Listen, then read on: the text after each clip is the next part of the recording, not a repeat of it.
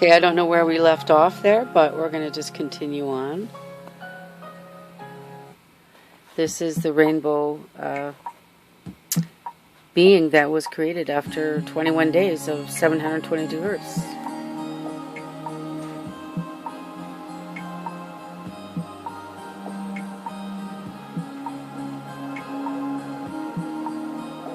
You can see it's starting to move now.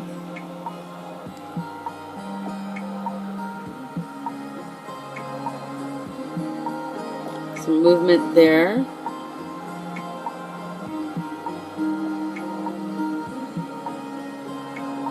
So slight movement there.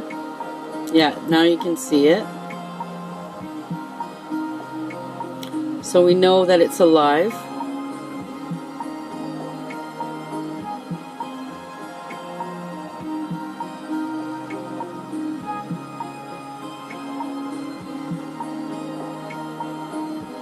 And there I'm trying to get it into focus. There it is. The rainbow hue is it's very slight, but you can see it.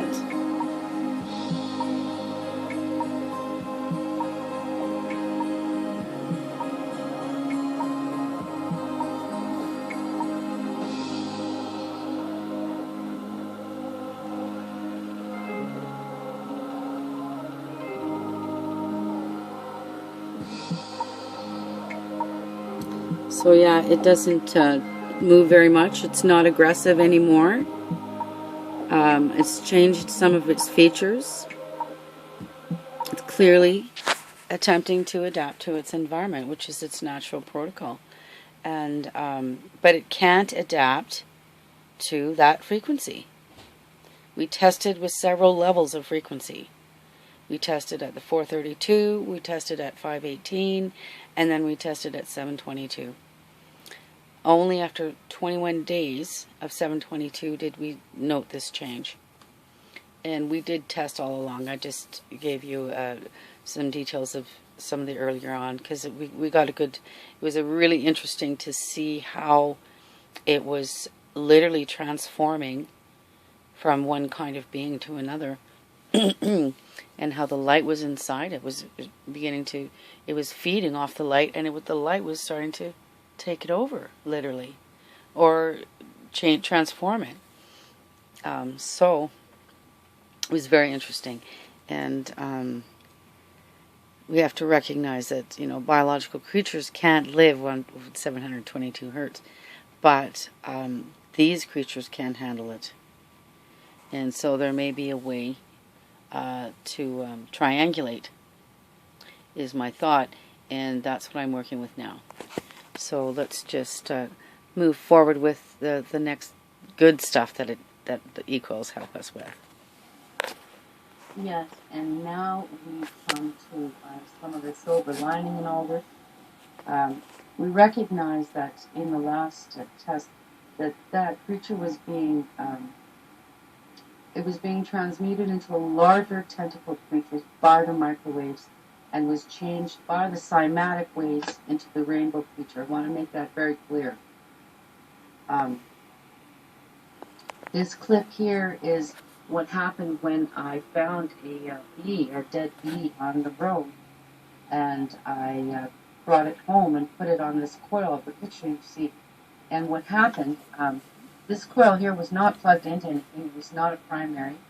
It's just sitting there in the room, but we did have a primary working in the same room, which proved that they work in tandem with each other. And you can clearly see what happens when the bee is sitting in the center of the coil.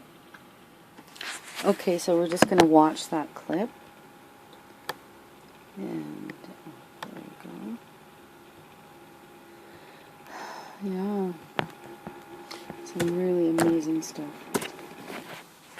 Okay, this is last spring. Okay, so today I was out on a walk. I went up on the mountain, and it was a long walk, and I was on my way home, and I found this dead bee on the ground, and I picked the bee up and held it in my hand, and was going to save it for my medicine bag. And I took it home and I put it on my coil. And now, look.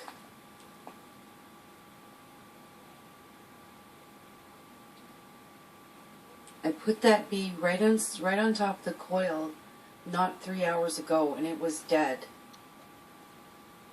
It was not moving, and then I put it in my pouch of tobacco. It didn't move.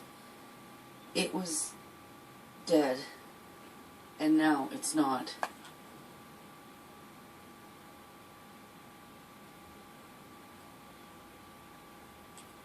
I don't know what to make of that, but that was miraculous. Yeah, so, yeah, that really did happen, exactly as I say it. And with this, the coil that it was on top of did not have any, was not a primary and didn't have anything plugged into it. But there was one in the room going. So that little godsend proved to me that not only do they work in tandem, but the secondary that's picking up the frequency coming through the primary, that it actually does restructure damaged tissue. Because whether I had found the bee when it had just died, or whether it was, harmed in some way, or dormant, how they're somewhat dormant after winter. But anyway, what happened was, okay, so that happened, and then I took the... Mom, are you here? No, and I'm busy. Took the bee and put it in glass, and then I took it outside and left it outside on the porch overnight. Came back to it in the morning, and it was all curled up. It was all curled up. And I was like, okay, well, now it has to be dead for sure. So I put it back on the coil, and within 3 hours, it was walking around again. I let it walk around. It walked around till about 4 o'clock that day, and died. And then it stayed dead. I didn't put it back.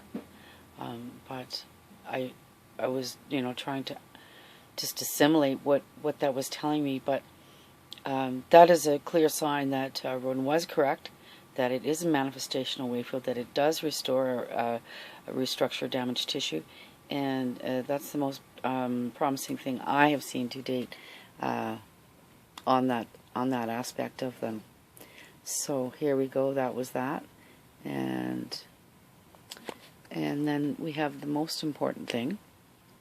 It has to do with the over unity. Here we go. And now we have the most spectacular of all the things that I've discovered in the work with the coils and my water purification cymatic unit. The clip will show me doing some tests, which we've seen with the machine. We did get a 100% or better increase in power through the system, which we understand is over unity. We have to realize that these tests do need to be validated, but I did the test myself, and the readings are correct. And then we have an excerpt here from that scientific validation studies, which I'll read here for you using our e-coils. Quote, in water, changes in electric properties, electrical impedance and conductivity, optical properties, changes in NIR and VIS spectrometric measurements, and physical properties in the pH, surface tension, and viscosity, unquote, from Fractum Labs in UK in April 2016. Yeah. Some further tests are going to be done, and that will be reported upon at a later time.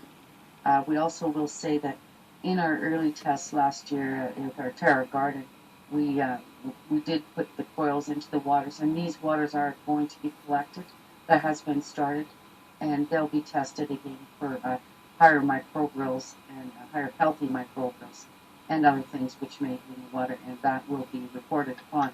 Thank you very much for your time and effort.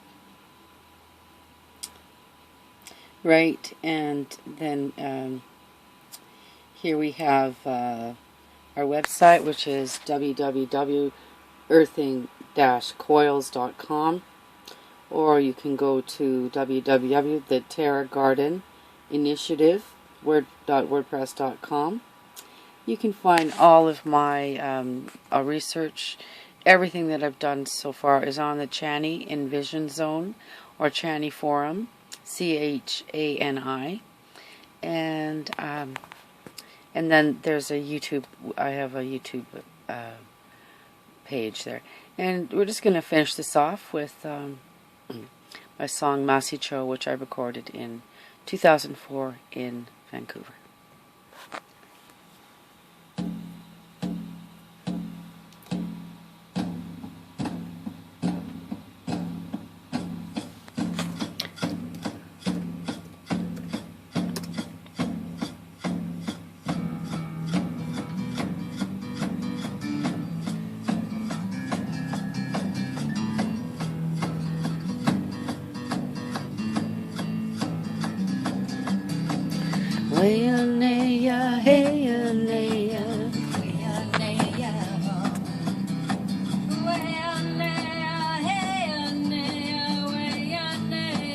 Signing off, you guys. Have a great day.